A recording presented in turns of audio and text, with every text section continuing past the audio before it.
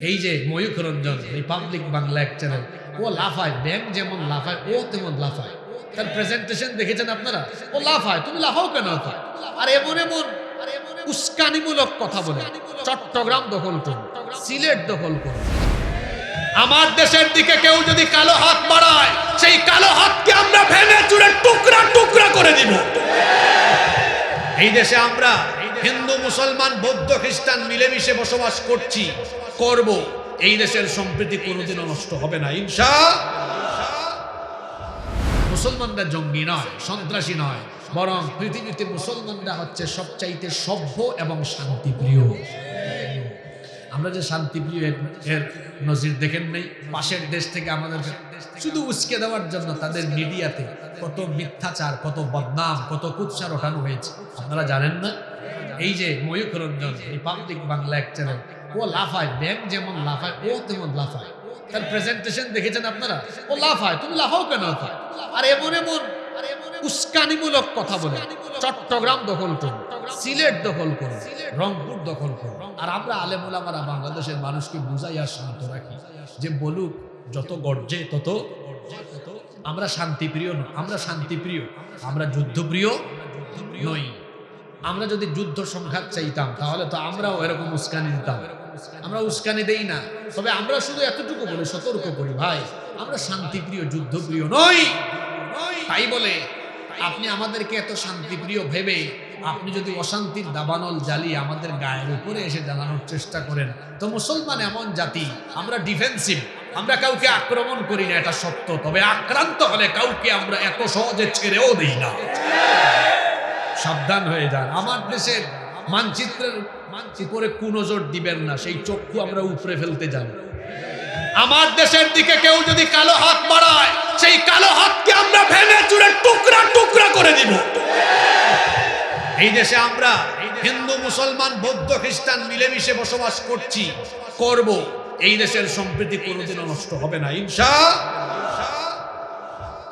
বলছিলাম নামাজ আমাদেরকে ঐক্যের শিক্ষা দেয়। নাম্বার 3 নাম্বার, নামাজ আমাদেরকে ভ্রাতৃত্ববোধ শেখায়। এই যে নামাজে আমরা দাঁড়াই, কুলিওয়ালা, ঠেলাওয়ালা, রিক্সাওয়ালা, মেথর, মুচি, আপার ক্লাসের মানুষ, লোয়ার ক্লাসের মানুষ, সমাজের সাধারণ নাগরিক, এমপি, মন্ত্রী, নামাজে মসজিদে ঢুকলে কারো সাথে কারো কোনো ভেদাভেদ থাকে? সবাই এক কাতারে দাঁড়িয়ে যায়। দেখা যায় কোটিপতির পাশে রিক্সাওয়ালা দাঁড়িয়ে গিয়েছে, এমপি সাহেবের পাশে সাধারণ জনগণ দাঁড়িয়ে গিয়েছে। কোটিপতি ওই ভাই রিক্সাওয়ালাকে এই কথা বলার সাহস নাই যে তুমি সামান্য রিক্সাওয়ালা, তুমি কেন আমার পাশে দাঁড়ালে? এই কথা বলার সাহস আছে নাকি? ঠিক তেমনি ভাবে এমপি সাহেব সাধারণ জনগণকে এই কথা বলতে পারবেন না যে তুমি সাধারণ নাগরিক আমার পাশে কেন দাঁড়ালে। এটা যদি কেউ বলেও ফেলে, তাহলে ওই রিক্সাওয়ালা বা সাধারণ নাগরিক সে বলে উঠবে, এইটা মসজিদ আল্লাহর ঘর, ফুটানি দেখানোর জায়গা নয়। এখানে তুমিও আল্লাহর গোলাম, আমিও আল্লাহর গোলাম। সুবহানাল্লাহ। এই যে নামাজের ভেতরে আমাদের সুন্দর এক ভ্রাতৃত্বের নমুনা দেখা যায়, নামাজের বাহিরেও আমরা যদি সমাজে ভাই ভাই হয়ে মিলেমিশে বসবাস করতে পারি, একটি সুন্দর বাংলাদেশ আমরা পেয়ে যাব। এখানে কি ভাই ভাই মিলেমিশে থাকি? নামাজে দেখা যায় ছাড় দেয়, এক ভাই আরেক ভাইকে ছাড় দেয়। দাঁড়াইছে, জায়গা হচ্ছে না, কই ভাই আরেকটু আমার পাশে আসেন, একটু ঘেসে দাঁড়ান। নামাজের বাইরে সুযোগই দেয় না। সুযোগ দেয়? সুযোগ দেয় না। নামাজের ভেতরে দেখা যায়, দেখেন তো এরকম হয় কিনা, এক যুবক ছেলে দাঁড়িয়েছে নামাজে, ওই যে এখন তো শীতকাল, মসজিদে কার্পেট বিছানো থাকে, এখন পিছনে হয়তো কার্পেট বিছানো নাই, যুবক দাঁড়িয়েছে, দেখছে এক মুরব্বী বাবা আসছেন, কয় বাবা আপনি বয়স্ক মানুষ, বুড়া মানুষ, আপনি সামনে যান, কার্পেট আছে, আমি যুবক দাঁড়াই। এই যে সুন্দর শিক্ষা, এই শিক্ষাটা নামাজের বাইরে যদি থাকতো, এক যুবক বাসে উঠেছে, এক মুরব্বী বাবা উঠেছেন, দাঁড়িয়ে আছেন, বাবা আপনি বসেন আমি দাঁড়িয়ে থাকি, এগুলো যদি আমরা নামাজের বাহিরে আনতাম, আমাদের সমাজটা বদলে যেত, ঠিক কিনা?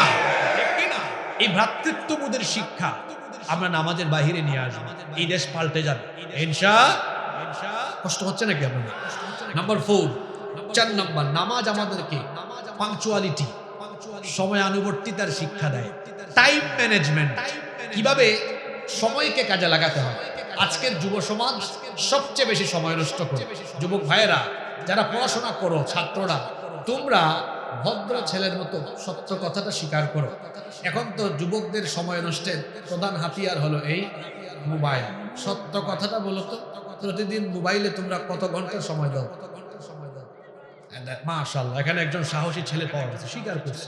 সত্য কথা বলতে সাহস লাগে 10 ঘন্টা, তবে আরো বেশি আছে। আমি যদি ধরি তাহলে 10 থেকে 14 ঘন্টা। 24 ঘন্টার মধ্যে যদি 10 থেকে 14 ঘন্টা সময় কেউ মোবাইলে কাটিয়ে দেয়, ওর জীবনের তো অর্ধেকের বেশি সময় মোবাইলেই চলে যাচ্ছে। আহারে, যে সময়টুকু আমার ছাত্র ভাইয়েরা ফেসবুকে, ইন্টারনেটে নষ্ট করে, এই সময়টুকু তারা যদি পড়ালেখায়, গবেষণায় কাটাতো, আমি তো বলি এই বাংলাদেশের ঘরে ঘরে বিজ্ঞানী, দার্শনিক, মনীষী, গবেষকের জন্য। সময় নষ্ট করো না ভাই। সময় হচ্ছে মানুষের জীবনের সবচেয়ে দামি নেয়ামত। টাকা গেলে টাকা পাওয়া যায়, সম্পদ গেলে সম্পদ পাওয়া যায়, সময় গেলে সময় আর পাওয়া যায় না। 2025 সাল চলছে এখন। বলেন তো 2015 সালে এই মনিরামপুরের কোনো ব্যক্তি যদি 10 লক্ষ টাকা ক্ষতিগ্রস্ত হয়, 2025 সালে 20 লক্ষ টাকা মালিক হওয়ার সুযোগ আসতে পারে কি পারে না? পারে। 2015 সালে কারো যদি 10 বিঘা জায়গা থাকে, যদি সব হারিয়ে ফেলে, 2020 সালে আবার আরো 20 বিঘা জমির মালিক হওয়ার সম্ভাবনা থাকতে পারে কি পারে না? পারে। কিন্তু আমার আপনার জীবন থেকে যে সময় চলে গেল, এটা কি জীবনে কোনোদিন ফিরে আসবে? তাহলে বোঝা গেল টাকা গেলে টাকা পাওয়া যায়, সম্পদ গেলে সম্পদ পাওয়া যায়, কিন্তু সময় গেলে সময় আর ফিরে পাওয়া যায় না। এজন্যই তো বলা হয় সময় কাজে লাগিয়ে সম্পদশালী হওয়া যায়, কিন্তু সম্পদ দিয়ে জীবনের ফেলে আসা সময়কে ফিরিয়ে আনা যায় না। ও আমার যুবক ভাইরা, 5 ওয়াক্ত নামাজ তো সাজদা দেওয়ার জন্য নয়, এখান থেকে টাইম ম্যানেজমেন্টের শিক্ষা আছে।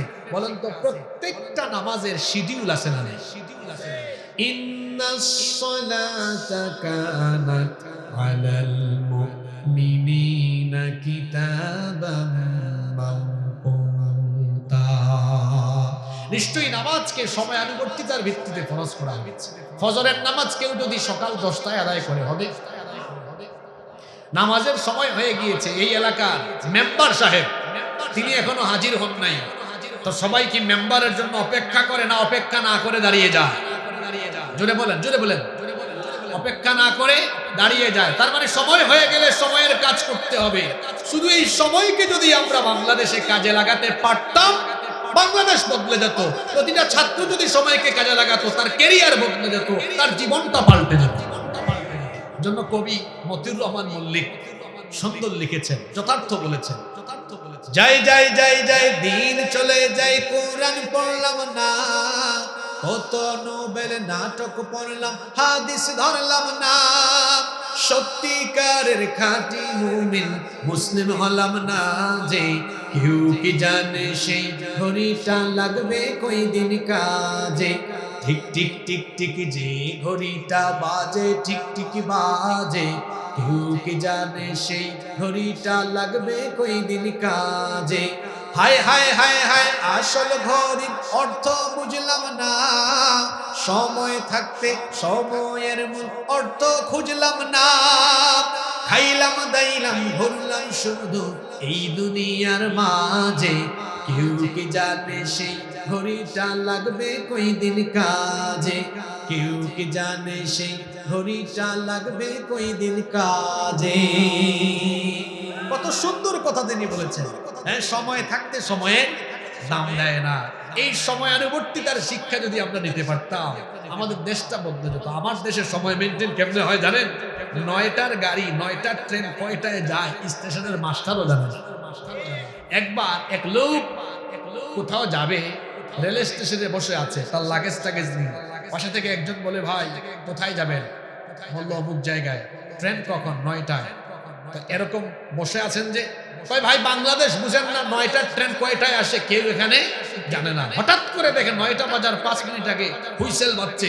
বেচারা খুশি হয়ে বলে, হায় হায় হায়, 5 মিনিট আগে ট্রেন চলে আসছে, বাংলাদেশে কি টাইম মতো এটা সম্ভব? যাই হোক, খুশি হয়ে লাগেজ টান দিয়ে যখন উঠতে যাবে, পেছন থেকে একজন হাত টেনে ধরে বলে, ভাই বসেন, এটা গতকাল রাত 9টার ট্রেন, আজকে 9টায় এসেছে। আপনাদেরকে হাসানোর জন্য কথাটা আমি বলি না। এটা বলার উদ্দেশ্য ছিল বাস্তবতা তুলে ধরা। বলেন আমি যে কথাটা বললাম, পোস্টারে যদি কোনো অনুষ্ঠানের উল্লেখ থাকে বিকাল 3টায়, পাবলিক বুঝে এটা 5টায় আরম্ভ হবে। এর নাম বাংলাদেশ, এর নাম বাংলাদেশ। যদি আমরা সময়ের কাজ সময়ে করতে পারি, নামাজ থেকে শিক্ষাটা নিতে হবে। আচ্ছা, জোহরের টাইমে জোহরের নামাজ, আসরের টাইমে আসরের নামাজ, মাগরিবের টাইমে মাগরিবের নামাজ। এই যে টাইম মেনটেন করা, দেখবেন প্রতিটা মসজিদে 5 ওয়াক্তের নামাজের শিডিউল লটকানো আছে। ওই শিডিউলের আলোকে নামাজ হয় না, শিডিউলের বাইরে যায়। এই শিডিউলটা যদি আমাদের, যারা এখানে ছাত্র আছো, ছাত্র জীবনে শিডিউল মেনটেন করো, টাইম মেনটেন করো। যারা ব্যবসা করেন, চাকরি করেন, যে যে প্রফেশনে আছেন, শুধু যদি আমরা স্ব জায়গায় সময় মেনটেন করে চলি, আমি বলে গেলাম বাংলাদেশের চিত্র বদলে যাবে। এই শিক্ষা নামাজের ভেতরে আছে না নাই? নাম্বার 5, কষ্ট হচ্ছে মনে হয় আপনাদের।